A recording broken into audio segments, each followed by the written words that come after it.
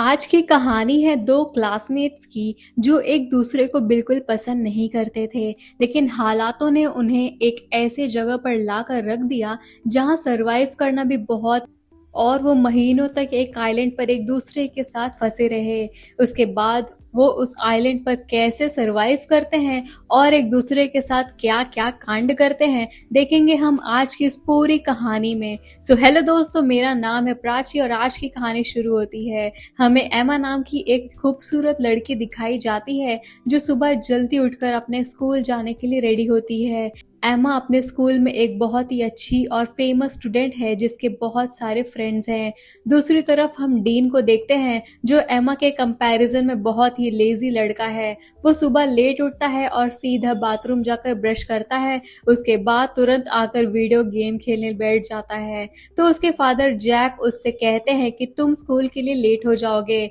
वहीं दूसरी तरफ हम एमा और उसकी छोटी बहन स्टेसी को देखते हैं जिन्हें उनकी माँ बरबरा स्कूल छोड़ने आती है। उसके बाद एमा स्कूल पहुंचकर अपनी बेस्ट फ्रेंड लिज से मिलती है। जब वो बात कर रहे होते हैं तभी स्टेफन नाम का एक स्टूडेंट आकर एमा को हाय बोलता है और ये देखकर लिज एमा को चिढ़ाने लगती है। अब उसी दिन क्लास में मिस्टर क्रिस्टनसेन जो उनके टीचर हैं बताते हैं कि बस अगले दिन सुबह एग्जैक्टली 7 बजे ट्रिनिटी आइलैंड ट्रिप के लिए निकलेगी। वो आगे कुछ और बताने ही वाले होते हैं कि एमा क्लास में लेट पहुंचती है और डीन भी पीछे से आकर एमा से टकरा जाता है और कहता है सॉरी शहजादी। इसके बाद जब मिस्टर क्रिस्टनसेन ट्रिप के बारे में और इन्फॉर्मेशन दे रहे होते हैं तब लिज एमा से कहती है कि डीन भी ट्रिप पर जा रहा है अपने फादर के पैसे की वजह से, और फिर वो डीन को देखकर फेस बनाती है। अब लंच टाइम पर लिज अपने फ्रेंड्स को सुबह एमा और स्टेफन के बीच जो हुआ था वो सब बताती है और कहती है कि ट्रिप में हमें 1 हफ्ता मिलेगा अपना मैजिक चलाने का ताकि एमा और स्टेफन के बीच कुछ हो सके। लेकिन एमा कहती है कि हमें ये सब छोड़कर ट्रिप पर फोकस करना चाहिए।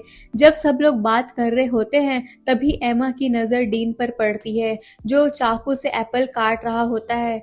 थोड़ी देर बाद मिस कॉलियर जो एक टीचर है डीन के पास आकर उसे स्कूल में चाकू लाने के लिए डांटती है और उसे प्रिंसिपल के ऑफिस ले जाती हैं। उसके बाद लिज अपने फ्रेंड से कहती है कि एमा को डीन जैसा लड़कों के साथ नहीं रहना चाहिए जब स्कूल का एक हॉट लड़का एमा को पसंद करता हो। अब अगले दिन सुबह एमा ट्रिप के लिए रेडी होती है और अपनी मॉम बारबरा और डैड फिल को थैंक यू बोलती है उसे ट्रिप पर जाने देने के लिए। दूसरी तरफ डीन ट्रिप पर नहीं जाना चाहता लेकिन उसके फादर जैक उसे समझाते हैं कि स्कूल के रूल्स तोड़ने के बाद भी उन्होंने कितनी मेहनत करके उसे ट्रिप में जगह दिलाई है। इसके बाद डीन मान जाता है। आगे हम देखते हैं कि मिस क्रिस्टनसेन सबको बस में चढ़ने के लिए कहते हैं।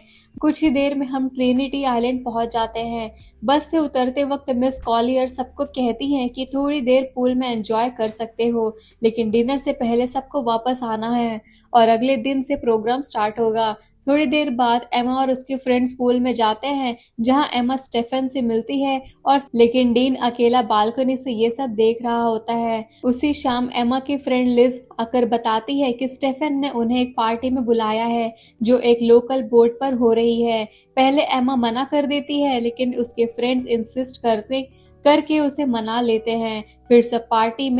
फिर सब पार्टी के लिए बोर्ड पर पहुंच जाते हैं। वहां पहुंचकर एमा हेलेन को ढूंढने लगती है लेकिन तभी वो देखती है कि स्टेफन किसी और लड़की को किस कर रहा होता है।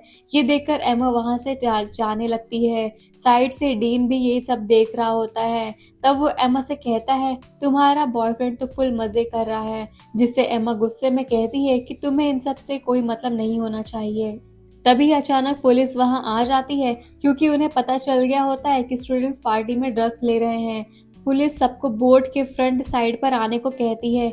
इसी बीच एमा का पैर फिसल जाता है और पानी में गिर जाती है। डीन उसे गिरते हुए देख लेता है और तुरंत उसे बचाने के लिए पानी में कूद जाता है। फिर वो एमा को बचाकर एक छोटी बोट में ले जाता है। उस छोटी बोट की रस्सी बड़ी बोट से बांधी होती है। डीन उस रस्सी को काट देता है। जब एमा पूछती है क्यों तो वो कहता है कि उसे पुलिस के चक्कर में नहीं पड़ना और पुलिस के जाने के बाद वो वापस बड़ी बोट तक पहुंच जाएंगे। थोड़ी ही देर में वो बोट उनसे काफी दूर चली जाती है और तभी वहां तूफान आने लगता है। तभी उनकी तरफ एक बड़ी सी लहर आती है और दोनों कस के बोट को पकड़ लेते हैं। अगली सुबह होती है और लहरों की वजह से वो बोट के साथ अरेबियन सी तक पहुंच जाते हैं। डीन का फोन बंद हो चुका होता है तो वो एमा से उसका फोन मांगता है, लेकिन एमा के फोन में भी नेटवर्क नहीं होता। फिर एमा कहती है कि हमें पार्टी बोट का पीछा करना चाहिए था, लेकिन डीन उसे तसल्ली देता है कि टेंशन मत लो, कोई ना कोई हमें लेने आ ही जाएगा। तभी एमा को थोड़ी दूर एक आइलैंड दिखाई देता है। डीन बोट को उस आइलैंड की तरफ ले जाता है और काफी मुश्किल के बाद दोनों वहां पहुंच जाते हैं। आइलैंड पर पहुंचकर एमा फिर से नेटवर्क चेक करती है, लेकिन वहां भी कोई सिग्नल नहीं मिलता। तब डीन को बोर्ड में एक फ्लेयर गन मिलता है जो वो अपने पास रख लेता है। फिर दोनों आगे बढ़ते हैं, इसी उम्मीद में कि शायद आगे किसी से मदद मिल जाए। दूसरी तरफ होटल में पिछली रात की पार्टी की वजह से मिस्टर क्रिस्टनसन ट्रिप कैंसिल कर देते हैं। तब लिस मिस कॉलियर को बताती है कि एमा होटल वापस नहीं आई और उसे लगा कि एमा किसी के साथ होगी, इसलिए उसने किसी को नहीं बताया। वो कहती है कि उसने एमा को लास्ट टाइम पार्टी बोट पर देखा था। इसके बाद मिस्टर क्रिस्टनसन अटेंडेंस लेते हैं और पता चलता है कि डीन भी मिसिंग है। तब सबको समझ आ जाता है कि एमा और डीन दोनों ग्रुप से गायब हैं। पुलिस आकर सबसे पूछताछ करती है। कॉलियर पुलिस से पूछती है कि क्या उन्हें ढूंढने का कोई तरीका है, तो पुलिस कहती है कि ऐसे केसेस अक्सर होते हैं, शायद वो खुद ही वापस आ जाएं, लेकिन अगर वो समुंदर में कहीं फंस गए हैं तो उन्हें ढूंढना मुश्किल हो सकता है। जब ये बात डीन के फादर को पता चलती है तो वो तुरंत स्कूल पहुंचते हैं और एमा की मॉम बारबरा से मिलते हैं। उसी वक्त फिल भी वहां आ जाता है और तीनों पेरेंट्स प्रिंसिपल से जवाब मांगते हैं, लेकिन प्रिंसिपल ठीक से कुछ नहीं बता पाते। फिर तीनों वहां से चले जाते हैं। इधर एमा और डीन आइलैंड पर आगे बढ़ रहे होते हैं। कुछ दूर चलने के बाद उन्हें जंगल के अंदर एक खूबसूरत वाटरफॉल दिखता है।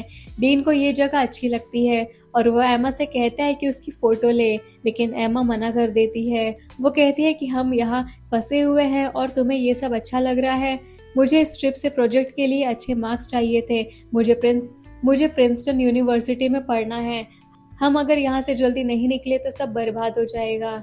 फिर दोनों आगे बढ़ते हैं और कुछ घंटों बाद आइलैंड के किनारे पहुंचते हैं, लेकिन ना कोई रास्ता मिलता है और ना ही कोई मदद। इसलिए वो वापस बोट की तरफ जाने का डिसाइड करते हैं। जब वो वापस पहुंचते हैं तो देखते हैं कि उनकी बोट वहां नहीं है, लहरों ने उसे बहा दिया होता है। वहां सिर्फ एक लाइफ जैकेट बची होती है। पूरा दिन चलने के बाद वो थक जाते हैं और शाम हो जाती है। डीन आग जलाता है और दोनों वही रात गुजारने का फैसला करते हैं। डीन देखता है कि एमा को ठंड लग रही होती है तो वो अपना शर्ट उतारकर उसे देता है। फिर दोनों बात करते हैं कि शायद कल तक उनके पेरेंट्स उन्हें ढूंढ लेंगे। अगली सुबह डीन उठता है और देखता है कि एमा वहां नहीं है, तो वो उसे ढूंढने जाता है और देखता है कि एमा समुंदर के पास SOS लिख रही होती है। जब वो पूछता है क्या कर रही हो, तो एमा कहती है कि अपनी जान बचाने की कोशिश कर रही हूँ और हमें पीने के पानी का जुगाड़ करना होगा। और इसके बाद डीन स्विमिंग करने चला जाता है और एमा उसे देखते हुए खड़ी रहती है। मिस्टर क्रिस्टनसन एमा और डीन के पेरेंट्स को बताते हैं कि पुलिस उन्हें ढूंढ रही है और पुलिस को एक छोटी बोट मिली है जिसमें शायद वो दोनों थे। तब जैक कहते हैं कि अगर पुलिस कुछ नहीं कर पा रही तो हम प्राइवेट रेस्क्यू टीम हायर कर सकते हैं, लेकिन मिस्टर क्रिस्टनसन कहते हैं कि पुलिस अपना काम ठीक से कर रही है और जल्दी ही बच्चों को ढूंढ लेगी। उधर आइलैंड पर एमा पानी लेने जाती है, लेकिन उसे अजीब सा फील होता है जैसे कोई उसे देख रहा हो। वो डर के वहां से वापस आ जाती है। फिर दोनों मिलकर धूप से बचने के लिए पत्तों का एक छोटी सी झोपड़ी बनाते हैं। एमा समुद्र के किनारे बड़ा सा SOS भी लिखती है ताकि रेस्क्यू टीम उन्हें देख सके।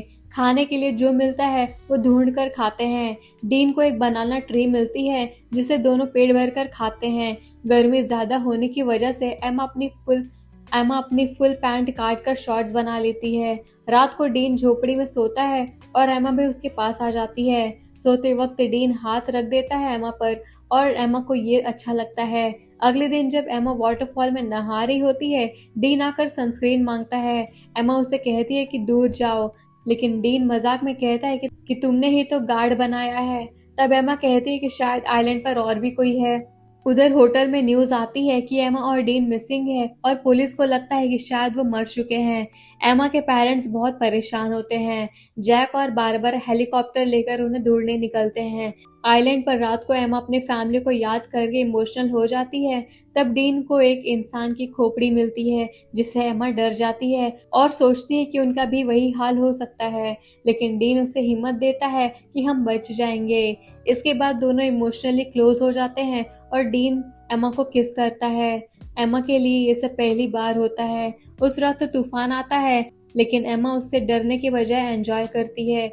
अगली सुबह एमा उठती है तो डीन वहां नहीं होता। वो उसे ढूंढने निकलती है और देखती है कि डीन गड्ढा खोद रहा है। एमा गिर जाती है और उसे घुटने पर चोट लग जाती है। डीन तुरंत उसकी हेल्प करता है। बाद में वाटरफॉल पर डीन अपनी लाइफ के बारे में बताता है कि उसकी मॉम एक कार एक्सीडेंट में मर गई थी। एमा उसकी बात ध्यान से सुनती है। थोड़ी देर बाद बारिश शुरू हो जाती है और दोनों उसमें डांस करते हैं। डीन एमा के बालों में फूल लगाता है। समय के साथ दोनों आइलैंड पर एंजॉय करने लगते हैं, समुंदर में नहाना, मस्ती करना और एक दूसरे के करीब आना। एक दिन एमा डीन से पूछती है उसका पास्ट और डीन बताता है कि अपनी पहली रिलेशनशिप के बारे में। कुछ दिन बाद जब दोनों जंगल में फ्रूट्स लेने जाते हैं तब उन्हें प्लेन की आवाज सुनाई देती है। दोनों भागते हैं सिग्नल देने के लिए, लेकिन फ्लेयर गन नहीं मिलती और प्लेन चला जाता है। इससे एमा को शक होता है कि आइलैंड पर कोई और भी है जो उनकी चीजों को चुरा रहा है। और दिन बीतने के बाद दोनों बैठकर बात करते हैं कि शायद अब घर लौटने की उम्मीद छोड़ देनी चाहिए और यहीं एक दूसरे के साथ रहना होगा। तभी अचानक डीन को जंगल से किसी जानवर की आवाज सुनाई देती है। उस जानवर को ढूंढने के लिए डीन जंगल में जाता है और एमा को उसकी चिंता होने लगती है, तो वो भी उसके पीछे चली जाती है। थोड़ी देर आगे जाकर डीन देखता है कि वहाँ एक ब्लैक पैंथर है। तो वहाँ से भागने लगता है और काफी दूर भागने के बाद वो गिर जाता है। जब एमा उसके पास पहुंचती है तो देखती है कि डीन के हाथ में खून से भरा चाकू है। उसने ब्लैक पैंथर को मार दिया होता है। आगे हम देखते हैं कि एमा और डीन के फ्रेंड्स और पेरेंट्स उनके बिना ही अपनी जिंदगी में आगे बढ़ने लगते हैं। इधर आइलैंड पर एमा और डीन भी जीना सीख लेते हैं और यहीं रहने का फैसला कर लेते हैं, क्योंकि उन्हें लगता है कि अब कोई उन्हें बचाने नहीं आएगा। दोनों शिकार करना भी सीख जाते हैं, झोपड़ी बनाकर रहते हैं और एक दूसरे के साथ खुश रहने लगते हैं। एक दिन एमा को उल्टियां होने लगती है। डीन पूछता है कि तुम प्रेग्नेंट हो, लेकिन एमा मना कर देती है। थोड़ी देर बाद जब दोनों बात कर रहे होते हैं तब उनका सामान ऊपर से गिरने लगता है। तो जब वो ऊपर देखते हैं तो एक बंदर ट्री पर बैठा होता है जो उनका सामान फेंक रहा होता है। उसके हाथ में वही फ्लेयर गन होती है जो पहले नहीं मिली थी। एमा बंदर को एक केला दिखाती है और बंदर फ्लेयर गन नीचे फेंक देता है। तभी उन्हें हेलीकॉप्टर की आवाज सुनाई देती है। दोनों भागते हुए ओपन एरिया में आते हैं और एमा फ्लेयर गन से सिग्नल देती है। हेलीकॉप्टर वाले उन्हें देख लेते हैं और फाइनली दोनों को रेस्क्यू कर लिया जाता है। 3 महीने बाद वो वापस घर लौटते हैं। एयरपोर्ट पर उनके पेरेंट्स और फ्रेंड्स उन्हें देखकर बहुत खुश होते हैं। फिर दोनों अपने अपने घर चले जाते हैं। उस रात डीन एमा से मिलने आता है। दोनों बात करते हैं कि घर वापस आकर कितना अजीब लग रहा है। डीन उसे किस करने वाला होता है, लेकिन एमा मना कर देती है और कहती है कि पेरेंट्स बार बार आ रहे हैं, तुम्हें अब जाना चाहिए। वो उसे नेक्स्ट डे पार्टी में आने के लिए कहती है। अगले दिन पार्टी होती है। जब सब लोग एमा के पास आने की खुशी मना रहे होते हैं, डीन थोड़ा अलग रहता है और एमा उसे इग्नोर कर देती है। ये देखकर डीन पार्टी से चला जाता है। डीन धीरे धीरे सब नॉर्मल हो जाता है। एमा फेमस हो जाती है, लेकिन डीन फिर से अकेला रहने लगता है। कुछ दिन बाद एमा डीन को कॉल करती है, लेकिन वो उठाता नहीं। उधर एमा अपनी सिस्टर स्टेसी के साथ इमोशनल बात करती है और दोनों प्रॉम पार्टी में जाने का प्लान बनाते हैं। दूसरी तरफ डीन अपनी माँ की कब्र पर जाकर उसे याद कर रहा होता है और रोता है। प्रॉम नाइट पर उसके फादर उसे कोट पहनकर पार्टी जाने के लिए कहते हैं। एमा अपनी सिस्टर के साथ पार्टी में पहुंचती है। तब लिज उसे बाहर ले जाती है एक सरप्राइज के लिए। बाहर एमा देखती है कि डीन बारिश में कोट पहनकर उसका वेट कर रहा है। ये देखकर एमा को आइलैंड की सारी यादें याद आ जाती है। फिर एमा बाहर जाती है, डीन के पास आती है और दोनों एक दूसरे को देखकर खुश हो जाते हैं और फाइनली किस करते हैं। इसी के साथ ये कहानी यही खत्म हो जाती है।